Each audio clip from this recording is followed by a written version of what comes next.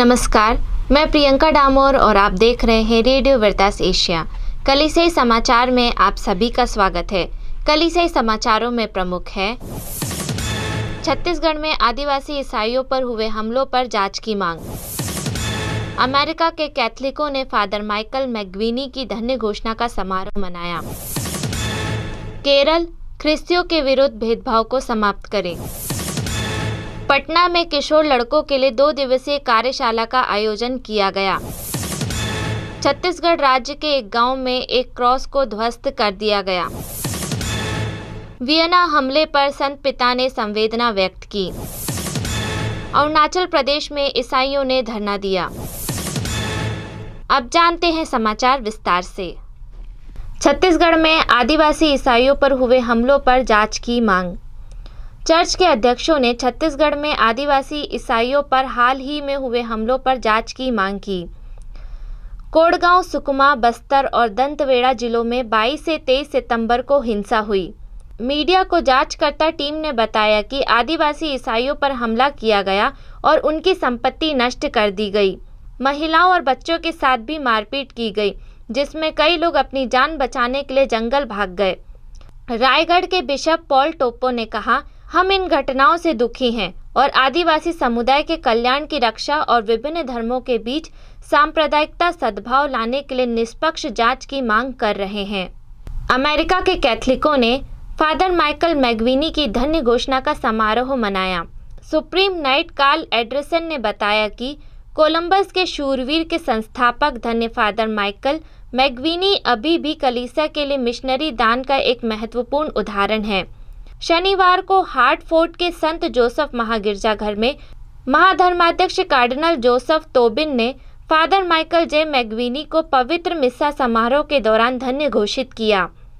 दुनिया भर के कैथलिक धन्य फादर माइकल जे मैक्विनी के जीवन और साक्ष्य के प्रति आभारी हैं। केरल ख्रिस्तियों के विरुद्ध भेदभाव को समाप्त करें। केरल राज्य के कैथलिक धर्माध्यक्षों ने ख्रिस्तियों के विरुद्ध भेदभाव की समाप्ति हेतु अपने अभियान को सघन करते हुए अल्पसंख्यकों के लिए नियत सरकारी सुविधाओं में न्याय सम्मत भागीदारी की मांग की है। केरल स्थित पूर्वीय रीति के सिरो मालाबार कलीसिया के प्रतिनिधित्व धर्माध्यक्षों ने 27 अक्टूबर को केरल के मुख्यमंत्री पिनराई विजयन से मुलाकात कर धार्मिक अल्पसंख्यकों के लिए सुनिश्चित संघीय अनुदान को अल्पसंख्यक समुदायों के प्रतिशत के अनुपात में वितरित करने हेतु मुख्यमंत्री के हस्तक्षेप की मांग की। पटना में किशोर लड़कों के लिए 2 दिवसीय कार्यशाला का आयोजन किया गया। पटना में गैर सरकारी संगठन स्वाभिमान फाउंडेशन द्वारा किशोर लड़कों के लिए 2 दिवसीय कार्यशाला का आयोजन तिरुमित्र आश्रम में किया गया, जिसमें 42 लड़कों ने भाग लिया। कार्यक्रम के तहत प्रतिभागियों को शारीरिक, मानसिक और भावनात्मक विकास और सशक्तिकरण के बारे में जानकारी दी गई। पहले दिन वैशाली संवाद केंद्र के निदेशक फादर प्रणय ने प्रतिभागियों को जीवन के उद्देश्य, किशोरावस्था में होने वाले विभिन्न चरणों, शारीरिक और मानसिक रूप से होने वाले परिवर्तनों के बारे में समझाया तथा दूसरे दिन तिरुमित्र आश्रम के निर्देशक जेसुइट फादर टोनी पेंडानाथ ने पर्यावरण संरक्षण, जैविक खेती और जैव विविधता पर बात की। विभिन्न पेड़ों और पौधों से मिलने वाले औषधि गुणों के बारे में भी बतलाया। कार्यशाला के अंत में प्रतिभागियों को अपने जीवन, सही और सुरक्षित वातावरण के बारे में जागरूक होकर सामाजिक जीवन में मौजूद खतरों से अपने जीवन की रक्षा करने की सलाह दी गई। छत्तीसगढ़ राज्य के एक गांव में एक क्रॉस को ध्वस्त कर दिया गया। कोरबा जिले के मदनपुर गांव के एक पहाड़ी पर कंक्रीट का क्रॉस 2 दशकों से अधिक समय से गांव और उसके आसपास के इलाकों में रहने वाले ईसाइयों के बीच लोकप्रिय था। गांव वालों ने बताया कि क्रॉस को नष्ट कर दिया और उसके पास एक मंदिर बनवा दिया गया, लेकिन मंदिर कब बना उन्हें नहीं पता। उन्होंने कहा कि जिस जमीन पर क्रॉस खड़ा था वह चर्च के आधिकारिक रूप से स्वामित्व में नहीं था, लेकिन ईसाई ग्रामीणों ने कई वर्षों तक इसका इस्तेमाल किया है और स्थानीय ग्रामीणों ने इसके उपयोग पर कभी भी आपत्ति नहीं की। क्रूस का अचानक विनाश ईसाइयों को लक्षित करना है। वियना हमले पर संत पिता ने संवेदना व्यक्त की।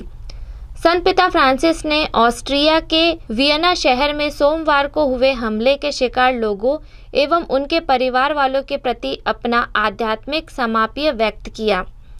संत पिता ने वियना में आतंकी हमले के शिकार लोगों के परिवार के प्रति अपनी गहरी संवेदना व्यक्त की तथा ऑस्ट्रिया के सभी लोगों के प्रति अपना आध्यात्मिक समाप्य व्यक्त किया जो दुखद आतंकी हमले से प्रभावित हैं। हमले में करीब 4 लोग मारे गए और 15 लोग घायल हुए हैं। अरुणाचल प्रदेश में ईसाइयों ने धरना दिया। अरुणाचल प्रदेश में 2 नवंबर को विभिन्न संप्रदायों से संबंधित सैकड़ों ईसाइयों ने दाऊद चर्च के लिए न्याय की मांग को लेकर धरना दिया। अरुणाचल क्रिश्चियन फोरम के तत्वाधान में प्रदर्शनकारियों ने मांग की है कि पूर्वोत्तर भारतीय राज्य की सरकार तवांग में चर्चों के निर्माण के लिए भूमि आवंटन को मंजूरी दे। 6 अक्टूबर को तवांग रिवाइवल चर्च के पास्टर जोसेफ सिंगी को अवैध चर्च बनाने के लिए गिरफ्तार किया गया था। पास्टर को जमानत पर रिहा कर दिया गया तथा उनका बयान दर्ज कर लिया गया है। इसी के साथ कलीसियाई समाचार समाप्त हुए। अगली बार फिर मुलाकात होगी नई खबरों के साथ। नमस्कार।